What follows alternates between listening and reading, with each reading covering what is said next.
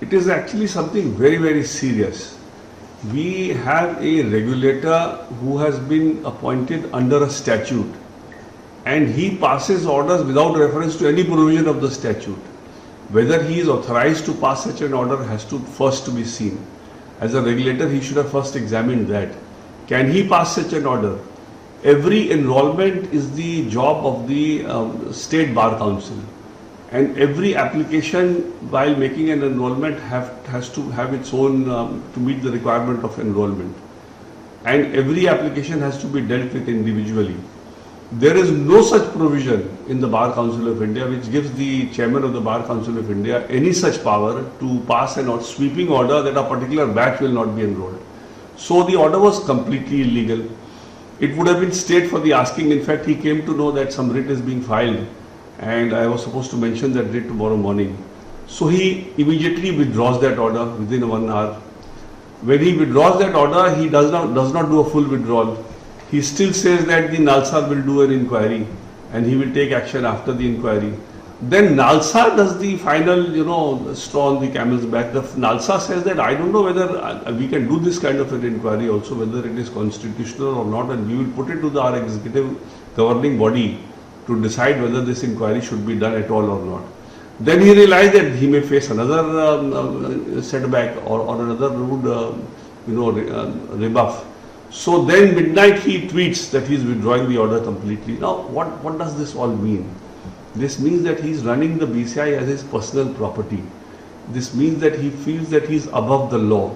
Somebody who is supposed to be the head of the regulatory body for lawyers is behaving as if he is above the law is a very disturbing thing, because he is supposed to set examples for the young lawyers of this country. And if he himself behaves above the law as if the law does not apply to him, you can understand what kind of a example he is setting up for the impressionable minds, because the present generation of these students are actually the future of the legal profession.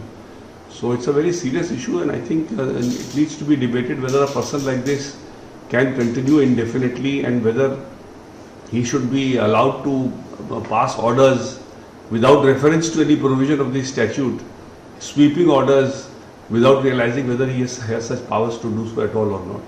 Sir, I want to understand from you, do you think the students who are graduating in 2026 will face any sort of discrimination going forward, because it is creating some sort of discriminatory action that are being taken against them, and statements that are being issued? Do you think going forward students may face such actions, sir?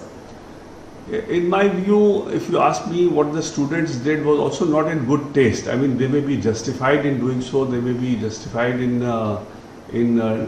taking this call, but it was definitely not in good taste, because the Chief Justice of India, whatever it is the head of the entire judicial family, and to say that we will not take degrees from him is not, proper.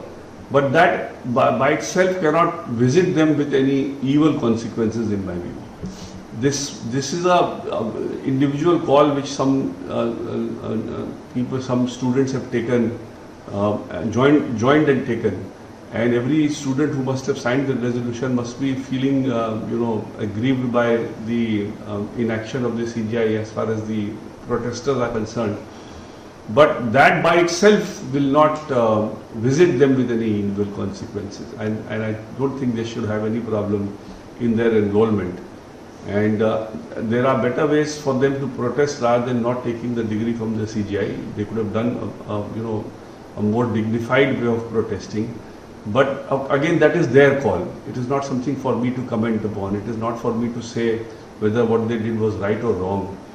But definitely this cannot visit them with any evil consequences.